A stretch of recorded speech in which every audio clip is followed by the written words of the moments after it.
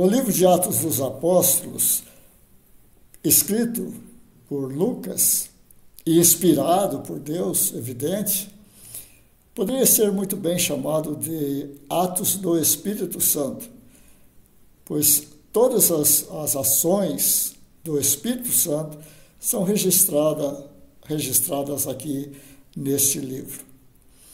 Mas eu quero me reportar hoje à questão que nós iniciamos anteriormente, que é sobre a questão da circuncisão. Foi em Antioquia da Síria, onde havia profetas, apóstolos, mestres, que surgiu uma base missionária para a evangelização dos gentios. Foi exatamente ali, na Antioquia da Síria, que alguns judeus vindo de Jerusalém, ao que tudo indica, sem nenhum aspecto formal da igreja de Jerusalém, que estava sob a direção de Tiago, irmão de Jesus, estavam ali e afirmando aqueles recém-convertidos de que era necessário passar pela circuncisão para ser salvos. Era um problema marcante, porque Paulo entendia claramente que os gentios não tinham necessidade da circuncisão. Mas isso levou a um problema. E, para solucionar, aquela comunidade de Antioquia da Síria resolveu enviar Paulo, Barnabé e alguns irmãos de Antioquia da Síria até aos apóstolos em Jerusalém para resolver essa questão. Esse encontro se deu lá em Jerusalém e recebeu o nome de Assembleia de Jerusalém, ou Concílio de Jerusalém, que tratou especificamente sobre a questão da circuncisão dos gentios. Vamos então ver como isso se deu. Vejamos agora o que a Bíblia nos informa a respeito desse momento em que essa comitiva, esses irmãos que saíram da Antioquia da Síria e foram até Jerusalém para resolver essa questão.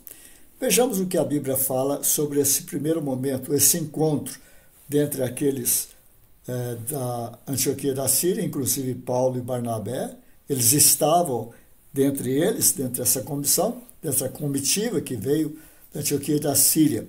Vejamos o que a Bíblia registra, e o registro está em Atos 15, versículos 4 e 5. Diz o seguinte, o texto sagrado: E quando chegaram a Jerusalém, foram recebidos pela igreja e pelos apóstolos e anciãos, e relataram tudo quanto Deus fizera por meio deles. Mas alguns da seita dos fariseus, que tinham crido, levantaram-se dizendo que era necessário circuncidá-los e mandar-lhes observar as leis de Moisés. Não há nada que possa contrapor a isto, a observar as leis de Moisés e a circuncisão. Mas que isso seja dentro daquilo que a Bíblia, que a Torá nos ensina, que a Bíblia nos ensina. Mas aqueles judeus, os judeus haviam criado tantos preceitos, tantas regras, que estavam extrapolando aquilo que a própria lei de Moisés dizia. E também não há nada na Bíblia que indique que a salvação pudesse se dar através do cumprimento da lei mosaica e muito menos da circuncisão. Era uma oportunidade muito boa para isso ser revisto, mas eles firmaram posição e não arredaram o pé.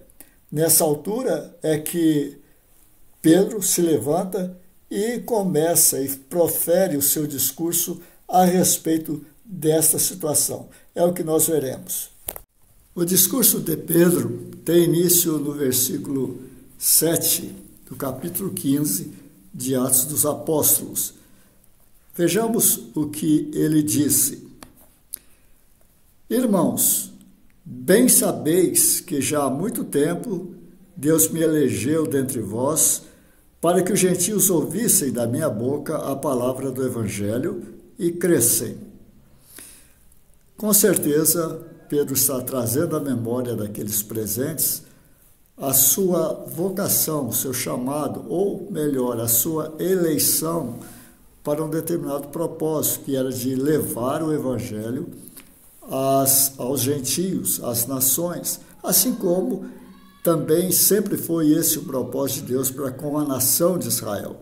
Mas aqui, em particular, se trata de Pedro. E essa eleição, nós temos certeza que se deu lá quando, próximo a Cesareia de Filipe, depois que ele fez a declaração a respeito de Jesus, dizendo: "E tu és o Cristo, o Filho do Deus vivo", foi quando Jesus lhe disse que ele era Pedro e que ele seria dado a ele as chaves do reino dos céus. Isso significaria que ele iria iniciar a expansão do evangelho para o mundo gentílico. E foi isso que aconteceu. Pedro foi o primeiro a iniciar essa expansão. Paulo veio depois. Mas aqui há algo também que nos chama a atenção. Há muito tempo. Que tempo era esse? Já eram decorridos aproximadamente 20 anos desse evento que se deu lá em Cesareia de Filipe, da sua eleição para pregar aos gentios. Então ele traz isso à baila, essa eleição dele para expansão.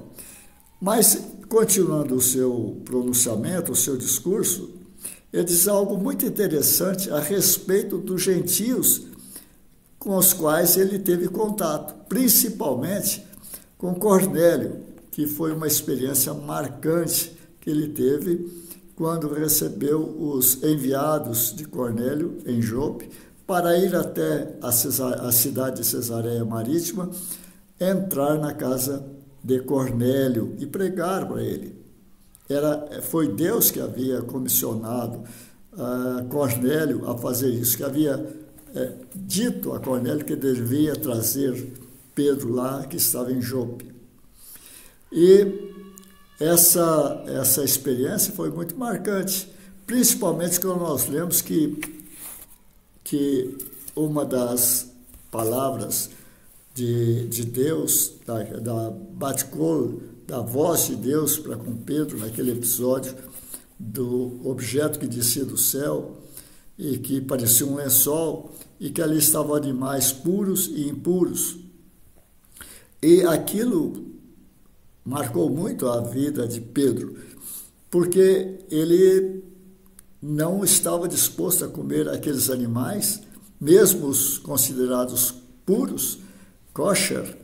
Ele não estava disposto porque estavam juntos com os animais impuros.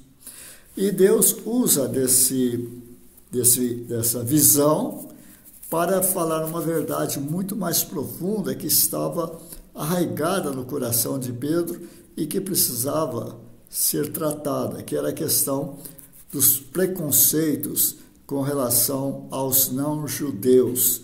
Pedro jamais entraria na casa de Cornélio se Deus não tivesse falado com ele, se ele não tivesse ouvido a voz de Deus. Mas alguns versículos chamam atenção. Foi quando Deus disse para Pedro: "Não chames tu comum ao que Deus purificou". Uma clara mensagem a Pedro para que ele não tivesse nenhum preconceito a respeito dos gentios. Alguns pensam que Deus estava invalidando ali a questão dos animais impuros, que a partir daquele momento poderiam ser comidos. Mas não é isto que foi trazido à tona.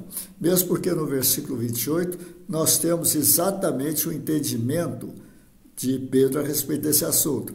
28 do capítulo 10, onde nós temos registrado em Atos dos Apóstolos esse episódio da visão de Pedro.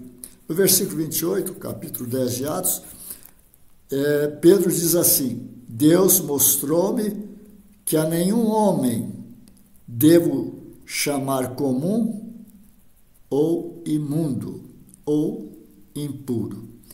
Deus estava pondo fim na mente de Pedro acerca desse preconceito que estava tão enraizado nos dogmas judaicos daquele momento.